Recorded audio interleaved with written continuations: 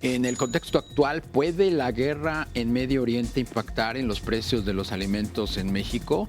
Vamos a conversar del tema con Arturo Huerta. Él es profesor de posgrado de la Facultad de Economía de la UNAM e investigador emérito del CONACYT. ¿Cómo estás, Arturo? Muy buenas tardes. Darío, buenas tardes, gusto en saludarte, gracias por la invitación. Hay temor del Fondo Monetario Internacional de que si esta guerra en Medio Oriente se prolonga puede disparar la inflación global. ¿Esto cómo pudiera afectar a la canasta básica y a los alimentos en México? Mira, aunque la guerra terminase el día de mañana, como quiera va a haber impacto sobre los precios de la gasolina, del gas, de los fertilizantes y en consecuencia de los alimentos a nivel mundial. Fíjate, China le suspendió el suministro de fertilizantes a Estados Unidos. Y los fertilizantes son muy importantes justo en la época donde vas a cultivar. Y entonces está aumentando el precio de los fertilizantes a nivel mundial. Va a haber escasez en varios países de fertilizantes. México depende de las importaciones de gasolina, de gas, de fertilizantes y en consecuencia el hecho de que en una quincena en México haya aumentado el precio del transporte aéreo en 21,86% refleja que ya las aerolíneas se están ajustando con respecto al incremento de estos precios de los energéticos. El precio del diésel ya está casi de 30 pesos el litro en México y esto te va a impactar sobre el costo de transporte. Los alimentos y todas las mercancías se transportan en carreteras y entonces va a incrementar el precio. Y la cuestión es de que México, y todo esto, el gobierno mexicano va a decir que la inflación que se viene, que ya está presente y que va a seguir aumentando, oye, el hecho que en una quincena la inflación haya aumentado en 0,62% en el mes, pues lógico, va a rebasar el 1% y así sucesivamente. O sea, en esta quincena el precio de los energéticos solamente aumentó 0,48% y justo hay que ver que en la segunda quincena ya están aumentando los precios del diésel, van a aumentar el precio de las gasolinas, es indudable que van a aumentar en México y por lo tanto vamos a un contexto de inflación y las altas tasas de interés y los recortes presupuestales no te van a frenar el precio internacional de las gasolinas, de los fertilizantes, del gas.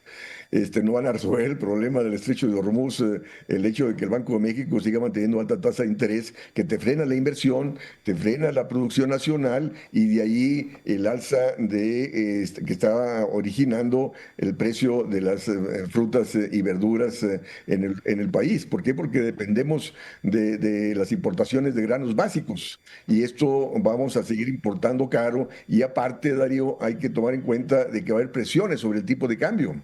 De hecho, ya estamos viendo de que el tipo de cambio ya no está en 17.30, sino está ya aproximándose a los 18 pesos por dólar y esto va a seguir conforme siga la vulnerabilidad de los mercados financieros internacionales a raíz de las consecuencias de la guerra en el Medio Oriente. Entonces, México no tiene capacidad productiva, no tiene manejo de política económica para encarar esta situación. O sea, no hay política de sustitución de importaciones en torno avanzar en la autosuficiencia de gasolina, en torno a explotar el gas. México tiene gas y no lo explota. Mm. Importamos el 70% del gas que consumimos, igual que con respecto a los alimentos. Esta cuestión de la economía abierta y meter los granos básicos dentro del TEMEC ha atentado sobre la producción nacional. Entonces, la cuestión es de que no tenemos capacidad productiva para incrementar la producción nacional para hacer frente al alza de los precios internacionales de estos productos. Estamos entonces en el peor de los mundos, Arturo, porque hay aquí una concatenación de factores que pues hacen o nos vislumbran un escenario bastante negativo en lo que resta del año y apenas estamos en el tercer mes. Efectivamente, Darío, ya están las declaraciones del secretario de Hacienda que vamos a crecer el 3%, lo mismo que se dijo la semana pasada en la Comisión Bancaria. Pero ¿cómo vamos a crecer 3% en ese escenario? Efectivamente, no hay ninguna Ujú. perspectiva. Y esto no estuvo presente en las discusiones de la Comisión Bancaria. Todos fueron optimistas y que va a aumentar la disponibilidad crediticia, etcétera, etcétera. Pero no, Es decir, la demanda por crédito se da, tú bien sabes, en torno a las expectativas de crecimiento. ¿Qué empresa te va a pedir crédito en un contexto donde la economía no está creciendo?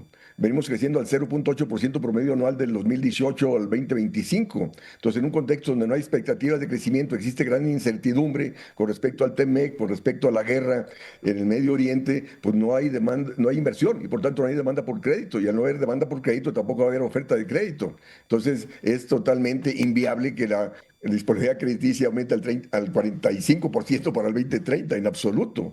Vamos a un escenario, repito, de recesión con inflación y el problema, Darío, es que esta inflación se va a traducir en aumento de la tasa de interés por parte del Banco de México y te va a llevar a problemas de insolvencia. ¿Quién va a poder pagar esos altos créditos, a ese alto costo de la deuda en un contexto donde no crece el ingreso nacional? Entonces, ¿cuál sería, digamos, el escenario más factible para cerrar 2026 desde el punto de vista económico para las empresas y para las personas de a pie?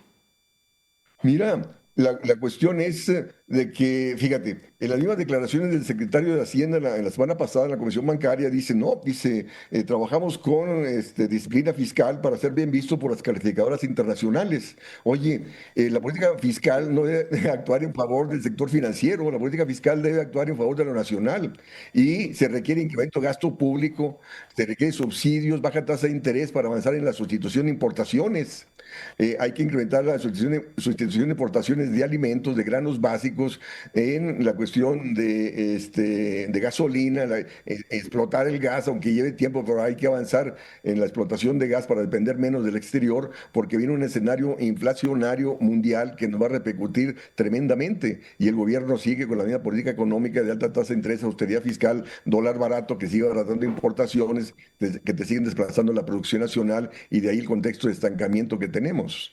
Arturo Huerta, profesor del posgrado de la Facultad de Economía de la UNAM e investigador emérito de CONACYT. Te aprecio como siempre tu disposición para platicar con nosotros.